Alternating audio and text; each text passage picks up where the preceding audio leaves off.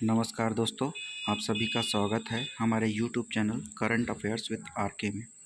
आज हम लोग 24 और 25 अक्टूबर के महत्वपूर्ण करंट अफेयर्स को प्रश्न के माध्यम से कवर करेंगे। चलिए शुरुआत करते हैं।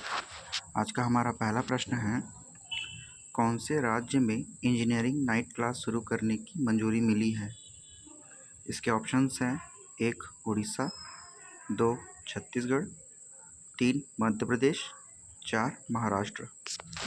इसका सही उत्तर है ऑप्शन 2 छत्तीसगढ़। आइए इसके महत्वपूर्ण तथ्यों को देखते हैं। AICTE ने दुर्ग के BIT और कोरबा के एक सेमी गवर्नमेंट संस्थान में इंजीनियरिंग की नाइट क्लास शुरू करने का फैसला लिया है। इसके लिए अगले शैक्षणिक सत्र से एडमिशन शुरू हो जाएंगे। यहाँ एडमिशन लेने से इंजीनियर दिन में जॉब पर जाएंगे और रात में इंजीनियरिंग की क्लास करेंगे। अखिल भारतीय तकनीकी शिक्षा परिषद AICTE ने छत्तीसगढ़ में नौकरी पेशा लोगों को इंजीनियरिंग करने के लिए एक नया प्रयोग किया है। इसका सीधा लाभ भिलाई इस्पात संयंत्र सहित प्रदेश के अन्य संस्थानों में नौकरी करने वालों को मिलेगा। वे लोग इन इंजीनियरिंग कॉलेजों में प्रवेश ले सकेंगे। दोनों ही संस्थानों ने नाइट कॉलेज के लिए छत्तीसगढ़ स्वामी विवेकानंद तकनीकी विश्वविद्यालय और राज्य तकनीकी शिक्षा संचालनालय से अनुमति के लिए पत्र लिखा था। अगले शैक्षणिक सत्र से कंप्यूटर साइंस, मैकेनिकल और सिविल ब्रांच के साथ इन नाइट कॉलेजों की शुरुआत होगी। नाइट कॉलेज में प्रवेश के लिए अभ्यर्थियों को काउंसलिंग की ज़रूरत नहीं होगी। कॉलेज मेरिट के आधार पर सीधा दाखिला दे सकेंगे। अगला प्रश्न है, छत्तीसगढ़ में राजनीतिक पार्टी छत्तीसगढ़ पार्टी ने अपने कितने प्रत्याशियों की सूची जारी की है? पहला ऑप्शन 30, दूसरा 31, तीसरा 32 और चौथा 33। इसका सही उत्तर है ऑप्शन 1 30। इसके महत्वपूर्ण तथ्यों को देखते हैं। छत्तीसगढ़ की रियासत में एक और पार्टी की एंट्री हो गई है। छत्तीसगढ़िया क्रांति सेना की जय जोहार पार्टी इस बार भी चुनाव लड़ेगी। ध्यान देंगे, छत्तीसगढ़िया क्रांति सेना की जय जोहार पार्टी। निर्वाचन आयोग ने इस पार्टी को मान्यता प्रदान कर दी है। इस पार्टी का चुनाव चिन्ह है छड़ी।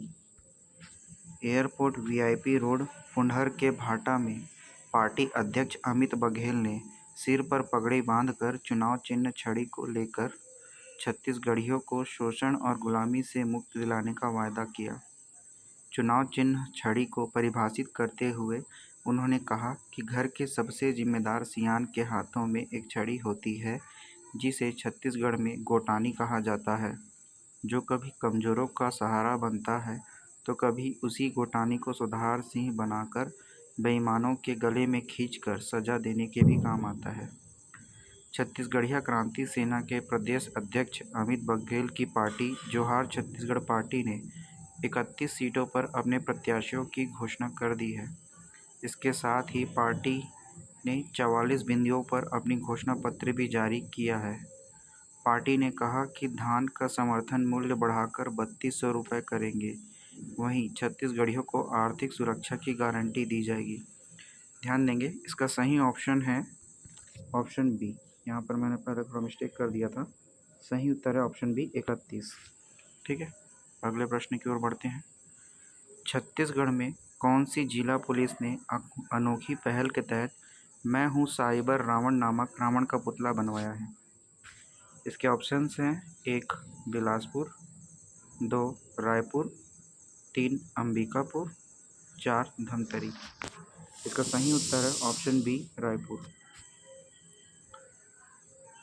महत्वपूर्ण तथ्यों को देखते हैं। देश भर में दशहरा का पर्व धूमधाम से मना रहे हैं।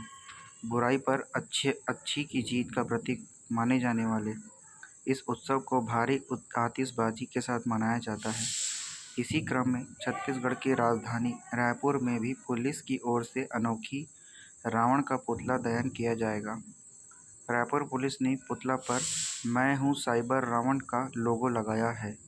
इससे लोगों को ऑनलाइन ठगी से जागरूक कर रहे हैं। रायपुर पुलिस की ओर से 10 वाली पुतला पर अलग अलग तरह के जागरूक करने वाली बातें लिखी हैं। वहीं रावण के पेट पर तुम्हारी अज्ञानता मेरी ताकत का लाइन भी लिखा गया है। इसके माध्यम से रायपुर पुलिस साइबर ठगों से लोगों को जागरूक कर रहे हैं। रायपुर में सैकड़ों लोग ऑनलाइन ठगी के शिकार हो गए हैं। ऐसे में पुलिस इससे बचने के लिए इस मुहिम को अपनाया है। रायपुर पुलिस की ओर से आम जन को साइबर अपराध से बचाने के लिए अनूठा पहल किया जाता रहा है।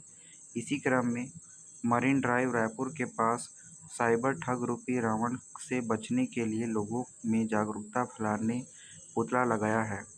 इसे देखने लोगों की भीड़ उमड़ रही है। इसका मुख्य उद्देश्य लोगों को साइबर अपराध के बढ़ते कुप्रभाव को रोकना और जागरूक करना है। हमारा अगला प्रश्न है, छत्तीसगढ़ में कहाँ दशहरा के अवसर पर मिट्टी से बने रावण का वध किया जाता है?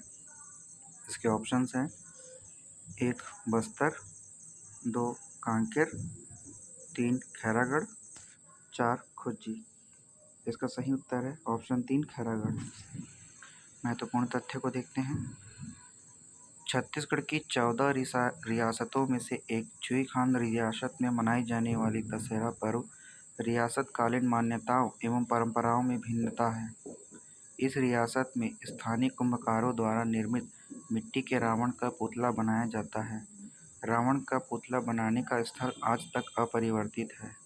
ग्राम नवागांव मार्ग पर रावण का पुतला बनाने का कार्य दशहरा पर्व के पूर्व से ही आरंभ किया जाता है।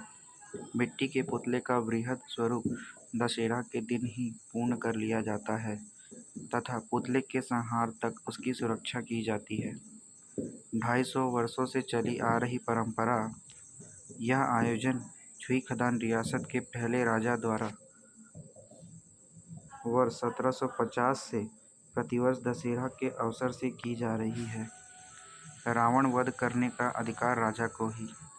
रावण भाटा पहुंचकर जहां मंत्रोच्चार के साथ भगवान राम की पूजा अर्चना के बाद रियासत के राजा प्रमुख द्वारा मिट्टी से बने विशालकाय रावण के पुतले का शिरोछेदन किया जाता है। शास्त्र के अनुसार भगवान श्री राम ने रावण को जलाया नहीं था, बल्कि उसकी नाभि में स्थित अमृत कुंभ को निशाना बनाकर रावण का वध किया था। उसी शास्त्रोक्त परंपरा के अनुसार छुईखदान रियासत के प्रमुख भगवान श्री राम के प्रतिनिधि के रूप में मिट्टी के रावण का शिरोछेदन करते हैं और रावण की मिट्टी अपनी तलवार की नोक से निकालकर उसे अमृत मानकर अपने पास सुरक्षित रख लेते हैं। साथ ही हनुमान का निशान वैष्णव संप्रदाय के निम्बार्क मत का प्रतीक है। ध्यान देंगे, 2-3 दिन पहले मैंने वीडियो अपलोड किया था, उसमें भी सेम इसी तरह का मैंने तथ्य बताया था। वो कोंडागांव जिले के हिर्री गांव की बात थी। वहाँ भी रावण का वध नहीं किया जाता, बल्कि दहन नहीं किया जाता, बल्कि वध किया जाता है। मिट्टी स्वरूप रावण का निर्माण करके सेम इसी तरह का वहाँ भी किया जाता है। अगला देखते हैं, इसी में और है, पहले लगता था दरबार। विजयदशमी के दूसरे दिन राजमहल में राजा का दरबार सजता था। इस दरबार में दूर दराज से लोगों की भीड़ सजती थी। क्षेत्र के मालगुजार, कौटिया और ग्राम प्रमुख अपनी ओर से राजा का तिलक कर उन्हें भेंट एवं उपहार देते थे। बदले में राजा उपहार देने वालों का सम्मान करते हुए पान का बीड़ा देकर उपहार देने वालों का सम्मान करते थे। राज दरबार के दिन राजमहल को आम लोगों के लिए खोल दिया जाता था, लेकिन यह परंपरा समय के साथ विलीन हो गया। हमारा अगला प्रश्न है, छत्तीसगढ़ में भाजपा ने अपनी अंतिम सूची में कितने प्रत्याशियों की सूची जारी की है? इसके ऑप्शंस हैं, ऑप्शन 1 4, ऑप्शन 2 5, ऑप्शन 3 6, ऑप्शन 4 7। इसका सही उत्तर है ऑप्शन 1 4। इसके महत्वपूर्ण तथ्यों को देखते हैं। छत्तीसगढ़ विधानसभा चुनाव के लिए बीजेपी ने अपने उम्मीदवारों की चौथी और अंतिम सूची जारी कर दी है। 4 नए प्रत्याशियों को मौका दिया गया है। इससे पहले भाजपा ने अपनी पहली सूची में 21, दूसरी सूची में 64, तीसरी में 1 और अभी चौथी में 4 प्रत्याशियों के नाम घोषित किए हैं। ध्यान देंगे, 21, 64, 1 और 4। हमारा अगला प्रश्न है, छत्तीसगढ़ में विधानसभा चुनाव में प्रथम चरण में कितने महिला प्रत्याशी मैदान में उतरे हैं? इसके ऑप्शंस हैं, यहाँ पर थोड़ा मिस्टेक हो गया नंबरिंग में। इसके ऑप्शंस है 35, 25, 20 एंड 30। इसका सही उत्तर है 25, 25 महिलाएं। महत्वपूर्ण तथ्यों को देखते हैं। विधानसभा चुनाव के पहले चरण की 20 सीटों के लिए इस बार 25 महिलाएं चुनाव मैदान में हैं। इनमें से 4 कांग्रेस की तरफ से तो 3 भाजपा की तरफ से चुनाव लड़ रही हैं। पहले चरण की स्क्रूटिनी के बाद अब 223 प्रत्याशी चुनाव मैदान में हैं, जिनमें से भाजपा, कांग्रेस, अन्य दलों और निर्दलीय को मिलाकर केवल 25 महिलाएं हैं। इस तरह से पहले चरण में केवल 11% महिलाएं ही प्रतिनिधित्व के लिए चुनाव मैदान में अपनी किस्मत आजमा रही हैं। इन 4 को कांग्रेस ने दिया मौका। भानुप्रतापपुर से सावित्री मंडावी, डोंगरगढ़ से हर्षिता स्वामी बघेल, खैरागढ़ से यशोदा वर्मा, ये पहले से विधायक हैं। भानुप्रतापपुर से पहले से विधायक हैं। डोंडी लोहारा से अनिला भेड़िया, जो हमारी महिला एवं बाल विकास मंत्री भी हैं, ये भी पहले से विधायक हैं। इन 3 को भाजपा ने दिया मौका। पंडरिया कबीरधाम जिला में है। पंडरिया से भावना बोहरा, खुज्जी से गीता साहू, कोंडागांव से लता उसेंडी। आगे चलते हैं। हमारा अगला प्रश्न है, हाल ही में आरएसएस ने अपना कौन सा स्थापना दिवस मनाया? इसके ऑप्शंस हैं 1 96, 2 97, 3 98, 4 99। इसका सही उत्तर है ऑप्शन 3 98। महत्वपूर्ण तथ्य को देखते हैं। आरएसएस की स्थापना 1925 में केशव बलिराम हेडगेवार के द्वारा नागपुर में की गई थी। यानी आने वाले 2 साल में 100 वर्ष हो जाएंगे इसकी स्थापना को। हमारा अगला प्रश्न है, छत्तीसगढ़ में इस वर्ष कब से धान खरीदी की जाएगी? ऑप्शंस हैं 1 नवंबर, 2 नवंबर, 3 नवंबर, 4 नवंबर। इसका सही उत्तर है ऑप्शन 1 नवंबर। महत्वपूर्ण तथ्यों को देखते हैं। 1 नवंबर से धान खरीदी शुरू होने वाली है। इस बार खरीदी को लेकर बड़ा बदलाव किया गया है। किसानों को धान बेचने के लिए अपने अंगूठा को बायोमेट्रिक डिवाइस में लगाना होगा। इसके बाद ही खरीदी होगी। इस वर्ष कुल 1,59,801 किसान धान की बिक्री करेंगे। ध्यान देंगे, 1,59,801 किसान अपने धान की बिक्री करेंगे। हमारा अगला प्रश्न है, चुनाव संबंधित शिकायत एवं निवारण के लिए कौन सा ऐप, माफ़ कीजिएगा यहाँ पर ऐप होगा, लॉन्च किया गया है? ऑप्शंस हैं सी विजिल, सी चुनाव, सी शिकायत, सी मताधिकार। इसका सही उत्तर है सी विजिल। इसके महत्वपूर्ण तथ्यों को देखते हैं। स्वतंत्र और निष्पक्ष निर्वाचन सुनिश्चित करने में लोगों की भागीदारी और जवाबदेही बढ़ाने के लिए भारत निर्वाचन आयोग ने C vigil mobile app launch किया है। बता दें कि इस ऐप के ज़रिए कोई भी व्यक्ति आदर्श आचार संहिता का उल्लंघन की गतिविधियों या घटनाओं की शिकायत चंद मिनटों में दर्ज करा सकता है। इसके लिए अब उसे निर्वाचन अधिकारी के दफ्तर में आने की ज़रूरत नहीं होगी। सी विजिल मोबाइल ऐप पर शिकायत प्राप्त होते हुए उड़नदस्ता दल तुरंत मौके पर पहुंचकर कार्रवाई करेगी। ऐप के माध्यम से आने वाली हर शिकायत 100 मिनट के अंदर कार्रवाई की जाएगी। इसमें शिकायतकर्ता शराब, पैसे बांटने या आचार संहिता के उल्लंघन की शिकायत सी विजिल ऐप पर कर सकते हैं। इसमें शिकायतकर्ता का नाम गोपनीय रखा जाएगा। ऐप पर फ़ोटो अपलोड करना होगा। शिकायतकर्ता को यह भी लिखने की ज़रूरत नहीं होगी कि वह कहाँ है। यानी इस ऐप के ज़रिए मतदाता भी चुनाव में निगरानी कर सकते हैं। ऐप के माध्यम से मतदाता फ़ोटो और वीडियो के साथ जहां गड़बड़ी हो रही हो उस स्थान की लोकेशन को भी भेज सकते हैं और लिख कर पूरी जानकारी उपलब्ध करा सकते हैं। हमारा अगला प्रश्न है, 37वें राष्ट्रीय खेल में छत्तीसगढ़ की आकर्षि कश्यप ने कौन सा पदक हासिल किया? इसके ऑप्शंस हैं कांस्यम, रजत, स्वर्ण या इनमें से कोई नहीं। इसका सही उत्तर ऑप्शन 1 कांस्यम, ब्रोंज मेडल। इसके महत्वपूर्ण तथ्य को देखते हैं। गोवा में चल रही 37वीं राष्ट्रीय खेल प्रतियोगिता में राज्य की आकर्षि कश्यप ने बैडमिंटन व्यक्तिगत महिला इवेंट में कांस्य पदक जीता। इस तरह स्पर्धा में राज्य को पहला पदक मिला। भारतीय ओलंपिक संघ एवं गोवा ओलंपिक संघ के तत्वाधान में स्पर्धा आयोजित की गई है। ध्यान देंगे, 37वां राष्ट्रीय खेल गोवा में हो रहा है। गोवा के 5 शहरों मपुसा, मडगांव, पणजी, पोंडा एवं वास्को में खेल हो रहे हैं। इसमें छत्तीसगढ़ राज्य से 24 खेलों में खिलाड़ियों ने राष्ट्रीय खेल में भाग लेने की पात्रता हासिल की है। सभी खिलाड़ी छत्तीसगढ़ ओलंपिक एसोसिएशन के बैनर में भाग ले रहे हैं। स्पर्धा के तहत एकल बैडमिंटन महिला वर्ग में आकर्षि कश्यप का पहला मैच गोवा की अनुरा प्रभुदेसाई के साथ हुआ। ध्यान देंगे, 37वां राष्ट्रीय खेल गोवा में आयोजित हुआ। राज्य की आकर्षि कश्यप जो बैडमिंटन खिलाड़ी है उसने कांस्य पदक जीता। ठीक है, हमारे अगले प्रश्न की ओर चलते हैं। हाल ही में छत्तीसगढ़ के कौन से शहर में टॉक शो का आयोजन किया गया?